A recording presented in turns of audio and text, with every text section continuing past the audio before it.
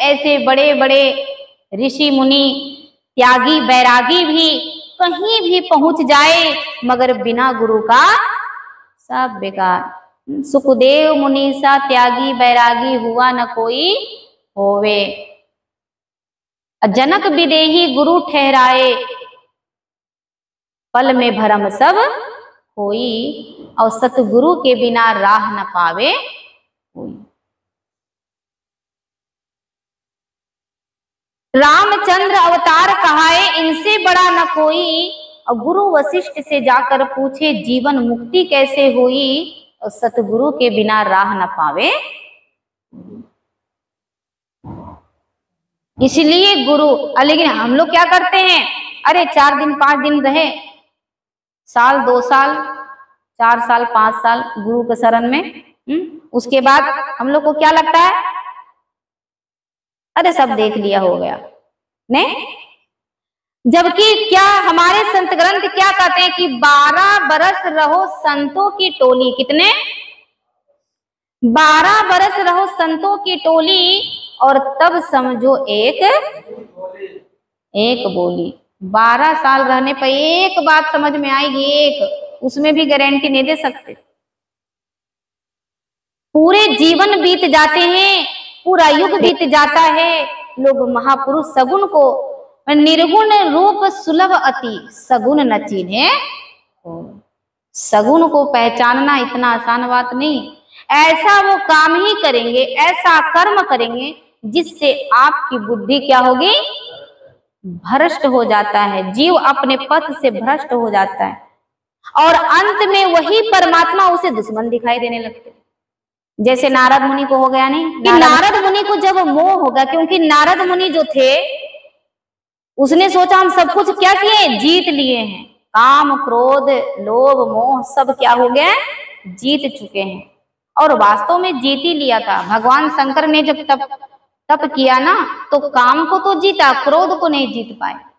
क्योंकि काम को जीतने के बाद में जब कामदेव को भगवान शंकर ने जलाकर भस्म कर दिया, कैसे भस्म कर दिया, क्योंकि क्रोध आ गया। कामदेव जब आए तो भगवान शंकर को क्रोध आ गया, और क्रोध में उन्होंने अपने तीसरा नेत्र खोलकर कामदेव को भस्म कर दिया। क्यों? क्योंकि कामदेव को तो जीता, काम को जीत लिया, लेकिन क्रोध को नहीं जीत पाए। लेकिन जब नारद मुनि तपस्या में लीन थे तो उन्होंने काम को भी जीता, और कामदेव आए, बहुत तरह से घात करने का प्रयास किए, लेकिन उसे क्रोध भी नहीं आया। काम और क्रोध दोनों को जीत लिए, तो महादेव से कहते हैं जाकर के कि प्रभु आपने तो केवल काम को जीता था, क्रोध को नहीं जीता, लेकिन मैंने दोनों चीज जीत लिया, काम और क्रोध दोनों को जीत लिया। महादेव कहते हैं बहुत अच्छा काम किया तुमने, और इतना अच्छा काम किए, मुझे बहुत खुशी हुआ कि तुमने दोनों को जीत लिया। लेकिन एक काम और कर लो कि जो बात तुम मुझसे कह रहे हो वो भगवान विष्णु से जाकर के मत कहना। लेकिन नारद मुनि कहाँ मानने वाले, कहीं कहीं ऐसा होता है ना कि किसी को भला के लिए कुछ बात कह दो तो कहे क्यों ना कहूंगा मैं जाके। उसे लगा कि हमसे क्या हो रहा है, ईर्ष्या हो रहे हैं, जलन हो रहे हैं महादेव को, इसलिए कह रहे विष्णु से मत बताना। अब वहां तो कह दिए ठीक है प्रभु नहीं बताऊंगा, लेकिन यहाँ तो खलबली मची है, जब तक बताएंगे नहीं तब तक नारद मुनि का तो उसे तो चैन ही नहीं पड़ेगा। अब नारद जी चल दिए कहाँ, बैकुंठ, जहां भगवान विष्णु जी रहते हैं। अच्छा बैकुंठ चल दिए तो बैकुंठ में क्या देखते हैं, भगवान विष्णु जी आराम से लेटे हुए हैं। उतने में नारायण नारायण करके नारद मुनि वहां पर आए। अब भगवान को सब पता है कि नारद जी क्यों आए हैं, लेकिन फिर भी भगवान ने मुस्कुरा करके पूछा कि बोलो नारद कैसे आना हुआ, आज अचानक से तुम कैसे यहाँ पधारे। तब नारद जी कहते हैं कि प्रभु आप तो सब जानते हैं, आपने तो सुना ही होगा कि मेरे यहाँ आने का क्या कारण है। वो तो ठीक है, लेकिन अपने मुख से बता दोगे तो ज्यादा अच्छा रहेगा। हे प्रभु अब क्या बताएं, आप तो सब जानने वाले हो। मैंने काम और क्रोध दोनों को जीत लिया, मोह को जीत लिया, ये मुझे व्याप नहीं सकते। आप देखिए महादेव ने केवल और केवल मात्र काम को जीता, लेकिन क्रोध को नहीं जीत पाया। नारद, भगवान विष्णु कहते हैं कि नारद ये तो बहुत अच्छी बात है कि तुमने दोनों को जीत लिया, तुम तो बहुत श्रेष्ठ मुनि हो, तुम तो बहुत श्रेष्ठ भक्त हो। नारद जी कहने लगे प्रभु ये सब आपकी कृपा से ही मैंने जीता है। कहे तो कि आपकी कृपा से, लेकिन बड़े अभिमान में बोले सब आपकी कृपा है। भगवान समझ गए, एक ही लाइन में बात समझ गए। कृपा बोल तो रहे हो तुम कि तुम्हारी कृपा से हुई, लेकिन इस कृपा में जो छिपा हुआ है, इस बोली में जो छिपा हुआ है, भगवान समझ गए कि नारद को क्या हो गया है, अहंकार हो गया, अभिमान। और अहंकार का बीज अभी नारद के हृदय में बीजारोपण हो रहा। कहीं ये विशाल वृक्ष ना हो जाए, इससे पहले हमें भक्त का क्या करना पड़ेगा, उपचार करना पड़ेगा। और देखिए भगवान ने एकदम नारद का कल्याण करने के लिए सोच लिया पूरा, क्योंकि उनका परम भक्त है ना। देखिए भक्त कुछ और चाहते, भगवान क्या चाहते हैं। अगर भगवान अपनी मर्जी से हमारे साथ करने लगे तो हमें क्रोध आता है कि नहीं। भगवान दुश्मन दिखाई देते हैं कि नहीं, नहीं देते। वही भगवान क्या दुश्मन दिखाई देने लगते हैं, कब, जब हमारे मन की नहीं होती तब। अब वही नारद मुनि अब कहे कि ठीक है बात तो सही है, लेकिन भगवान ने इतना सुंदर नगरी बनाया रातों रात, इतना माया का नगरी, और उस नगरी में नारद जी को, मतलब नारद जी पृथ्वी भ्रमण करने के लिए गए थे, और जब गए तो जाते जाते देखा इतना सुंदर नगरी, ऐसा नगरी तो हमने कहीं नहीं देखा, चलकर एक बार हमको देखना चाहिए। और जैसे ही नारद मुनि उस नगरी में प्रवेश करते हैं, थोड़ी दूर चले तो लगता और चले, थोड़ी दूर चले तो और चले, ऐसा करते करते ऐसा मोह ने जकड़ा जिसका कोई हिसाब नहीं। और जाते जाते एक राजा के घर में चले गए। उस राजा के घर में क्या हो रहा था, स्वयंवर। मतलब एक उस राजा के घर में जब गए तो उसे एक सुंदर कन्या दिखाई दिया, बड़ी सुंदर स्त्री दिखाई दिया, इतना सुंदर कि नारद ने ज्यों ही देखा सोची इसकी तो स्वयंवर की बात की जा रही है, जरा हम भी तो देख ले इनका हाथ की इस कन्या के भाग्य में क्या लिखा हुआ है। अब जैसे ही नारद मुनि ने देखा, सोचे इतनी सुंदर कन्या है, भाई अगर ये मतलब हमसे शादी हो जाता तो ज्यादा अच्छा रहता। नारद मुनि ने योजना बनाई, गए, राजा ने स्वागत किया, आइए। ऋषि मुनि संत लोग का स्वागत करते हैं, किए। नारद को ऊंचे आसन पर बिठाए, और उस राजा ने स्वयं कहा कि मेरे कन्या का जरा हाथ तो देखिए, और देखकर बताइए कि इनके भाग्य में क्या लिखा हुआ है। तो नारद मुनि जब उनके हाथ को देखने लगे कन्या का, तो उसने देखा कि अरे ये तो साक्षात देवी का स्वरूप है, और जिसको भी ये वरेगी वो तो अमर हो जाएगा। जैसे ही उसने देखा कि इसके भाग्य में जो जिसके भी ये पत्नी बनेंगे, जो भी इनके पति बनेंगे, वो अमरता को प्राप्त करेगा। जैसे ही उन्होंने उसके भाग्य में देखा, सोचे नारद मुनि क्यों ना मैं ही इस कन्या से विवाह करके मैं अमरता को प्राप्त कर लूं। अब देखिए मन में आ गया कि नहीं, मोह क्या हुआ था, मोह को उन्होंने, पहले मोह को मैंने जीत लिया, लेकिन कृपा का मोह भी नष्ट होता। ये क्या हुआ, मोह में फंस गए नारद। जब फंस गए, बोले कि उनसे पूछते हैं कन्या से कि हे कन्या तुम्हें कैसा वर चाहिए। पूछते हैं मुझे तो हरि के जैसा वर चाहिए। कैसा, हरि के जैसा। अब उसने सोचा हरि जैसा तो कोई और है नहीं, सिर्फ हरि है, लेकिन मैं हरि का बहुत बड़ा भक्त हूं, अगर चाहे मैं चाह लूं तो हरि जैसा बन सकता हूं। ठीक है, कन्या से उसकी मर्जी पूछ लिए। उसके बाद नारद जी जल्दी जल्दी में एकदम है, इतने जल्दी जल्दी से उनके पैर बढ़ रहे हैं आगे कि कहीं कोई दूसरा ना वर ले, इसलिए तुरंत भगवान समझ गए, कहे कि कहीं नारद को देर ना हो, इसलिए रास्ते में प्रकट हो गए। भगवान भी कहे चलो मैं रास्ते में ही दर्शन दे देता हूं, क्योंकि नारद बड़ी तीव्र गति से मेरे पास आ रहे हैं। अब सोचा क्यों ना जल्दी, जितना जल्दी हो सके उसका काम बना दूं, इसलिए भगवान रास्ते में प्रकट हो गए और कहे नारद कहाँ जा रहे हो बड़ी तेज गति में? है अरे प्रभु ये तो बड़ी कृपा हो गई, मैं आप ही के पास आ रहा था, मैं आप ही के पास आ रहा था, लेकिन ये तो बड़ी कृपा हो गई, ये तो कृपा पे कृपा हो गई कि आप स्वयं आ गए, हमें जाना नहीं पड़ा। तो कहे कि नारद बताओ तो सही क्या बात है, आज तुम्हारे चेहरे पर इतना प्रसन्नता दिखाई पड़ रहे हैं। भगवान से कहते हैं नारद मुनि की प्रभु मैंने आज तक आपसे कभी कुछ नहीं मांगा, लेकिन आज आप एक वचन दे दीजिए कि मैं जो मांगूंगा अगर आप वो दे दे तो मैं आपसे कहूं कि मैं क्या चाहता हूं। भगवान कहे नारद क्या ऐसा हो सकता है कि मेरे भक्त मुझसे जो मांगे और मैं ना दूं? ऐसा हो सकता नहीं। तुरंत ही भगवान ने जैसे कहा कि नारद मांगो, तुम्हें क्या मांगना है? तो नारद मुनि कहते हैं हे प्रभु मेरा जो मुख है वो हरि के जैसा हो जाए, आप अपना स्वरूप हमें थोड़ी देर के लिए दे दीजिए, अपने ही जैसा स्वरूप हमें दे दीजिए। देखिए हरि जैसा मुख, उसने हरि का दो अर्थ निकलता है,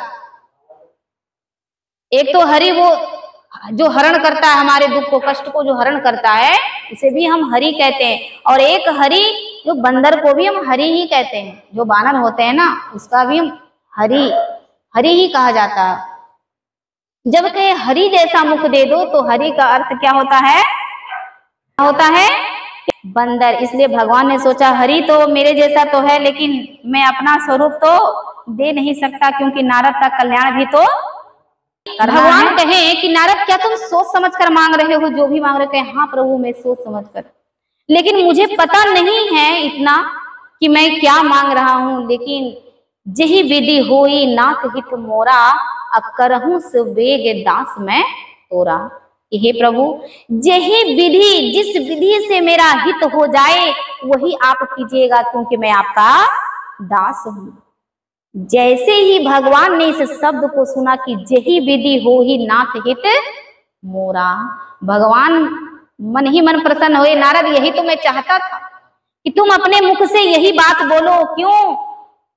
क्योंकि जिस विधि से ना भगवान ने कहा नारद तुम चिंता मत करो, जिस विधि से तेरा हित होगा मैं वही करूंगा। अब आपको पता है कि उसने कौन सी विधि अपनाई। उसने क्या मुख दे दिया? हरि की जगह कैसा मुख बना दिया? बानर का रूप दे दिया। जब बानर का रूप दिया तो एक बार भी शकल अपने चेहरे को शीशा में नहीं देखो, इतना वो खो गया था, इतना वो हड़बड़ी में था, इतना जल्दी में था। वैसे हंसने की बात नहीं है, ये समझने की बात है। नारद जी तो एक दिन के लिए बंदर बने, पूरा दुनिया हंस रहा, समाज का बात, लेकिन एक पुरुष एक नारी के पीछे पूरा जिंदगी बंदर बन करके नाचता है।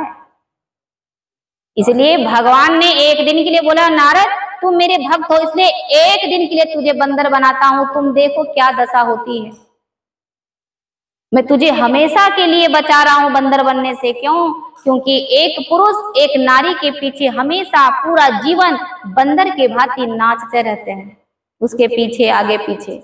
नाचे ही नर मरकट की नाई। मरकट का अर्थ क्या होता है? बंदर, बंदर के भांति। इसलिए नारद मुनि, इसलिए ज्यादा हंसने की बात नहीं है। अरे नारद तो एक दिन के लिए बंदर बने, मगर और पुरुष पूरी जिंदगी के लिए बंदर बनता है। जब बंदर बना दिए वो गए चेहरा भी अपना नहीं देखे कि मुझे क्या बना दिया। उन्हें सोचा कि मेरा मुख कैसा हो गया, एकदम सुंदर हरि के जैसा हो गया। अब तो कन्या किसी को मेरे अलावा वर नहीं सकती, अब मुझे ही वरेगी। वो जो जयमाल है वो मेरे ही गले में पड़ेगी। नारद मुनि चल दिए उस सभा में, सभा लगी थी और उस सभा में जाकर नारद मुनि बैठ गए। और भगवान शंकर ने मना किया था ना कि भगवान विष्णु से मत बोलना, लेकिन वहां जब बोल दिए तो भगवान शंकर को भी पता चल गया। उसने सोचा कि मैंने मना किया था, लेकिन देखो नारद माने नहीं, इसलिए अपने दोनों गण को, भगवान शंकर के 2 गण भी वहां गए थे उस सभा में तमाशा देखने के लिए। और कैसा रूप बनाकर गए थे? साधु का रूप। साधु का रूप बना करके जहां नारद मुनि बैठे थे उसके अगल बगल में बैठ गए। दोनों देखते, कई लोग ऐसे होते हैं ना, जब किसी का अहित हो तो 4 लोग बैठ के तमाशा देखते हैं कि नहीं, थोड़ा मजा लेते हैं लोग। किसी को दुख और तकलीफ को देख करके लोग क्या करते हैं? आनंद लेते हैं। इसलिए हंसी मजाक नहीं करना चाहिए किसी का, क्या दशा होती है। आप इस सब प्रसंग से, ये तो हकीकत चीज है, ये तो किसी बनाई हुई घटना नहीं है किसी की, ये तो वास्तविक जो हमारे शास्त्र हमें समझाते हैं कि हमें क्या करना चाहिए। जब बैठ गए गण लोग दोनों, अब नारद मुनि का मुख जब बंदर जैसा बन गया, देखी कन्या उधर से आना शुरू किए। अब शुरू किए तो अब अपने आप को पूरा वो कभी इधर देखता कभी इधर देखता, बस सीना टान के बैठ जाते एकदम, ये अब तो कन्या हमारे ही गले में वर डालेंगी, माला हमारे ही गले में डालेंगी। कन्या इधर से आती है, नारद मुनि की तरफ देखा भी नहीं, माला डालना तो बहुत दूर की बात है, उनके तरफ देखा भी नहीं। और जब उनके तरफ से निकल गए तो नारद मुनि को लगा कि अरे, मेरा इतना सुंदर रूप देखकर भी एक कन्या ने मेरे गले में माला नहीं डाली, लगता है मुझे देखी नहीं है। फिर वहां से उठ करके आगे स्थान ग्रहण कर लेते हैं। अब जब रूप बंदर वाला हो गया तो स्वभाव भी उछल कूद तो होगा कि नहीं, थोड़ा उछल कूद, यहाँ से वहां कूद रहे। बंदर लोग कूदते हैं कि नहीं, कभी बैठते देखा? कूदते हैं, यहाँ से वहां, वहां से वहां छलांग लगावे। वैसे नारद मुनि भी थोड़ा स्वभाव में भी बंदर जैसा हो गया, यहाँ से यहाँ कूदते हैं, वहां से वहां कूद कूद कर जाते हैं कि कन्या मुझे देखे ही नहीं।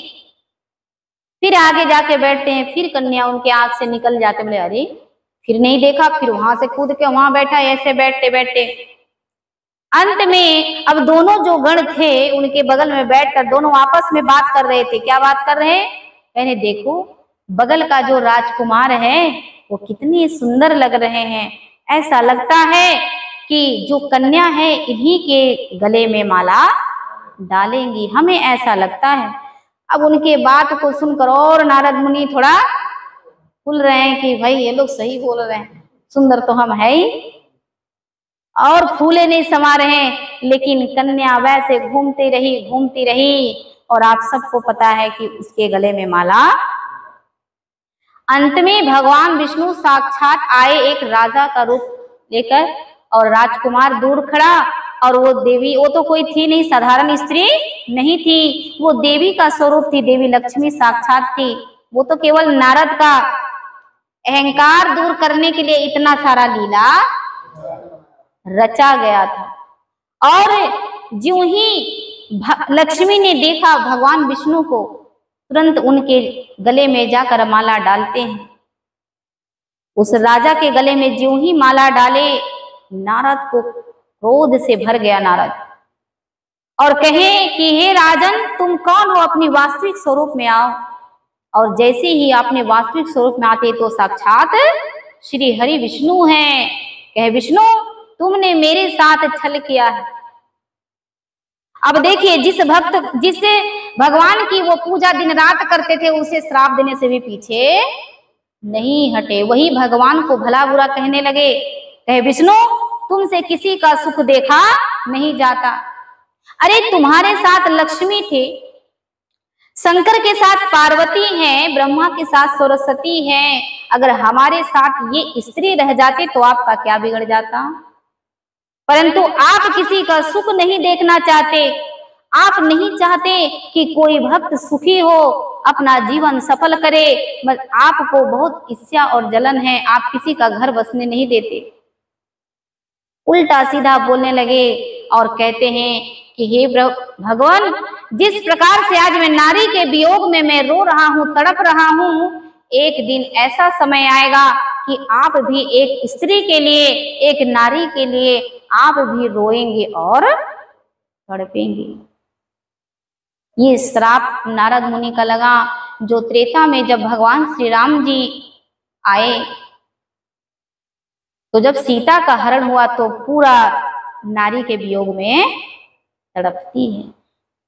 भगवान श्री हरि विष्णु ने उनके श्राप को स्वीकार किया। क्यों? क्योंकि भक्त का और संत का श्राप भगवान स्वयं उसका भुगतान करते हैं, खाली नहीं जाने देते। कहे देवर्षि, तुमने तन मन धन से मेरी भक्ति करी और तुम्हारे श्राप को मैं खाली नहीं जाने दूंगा।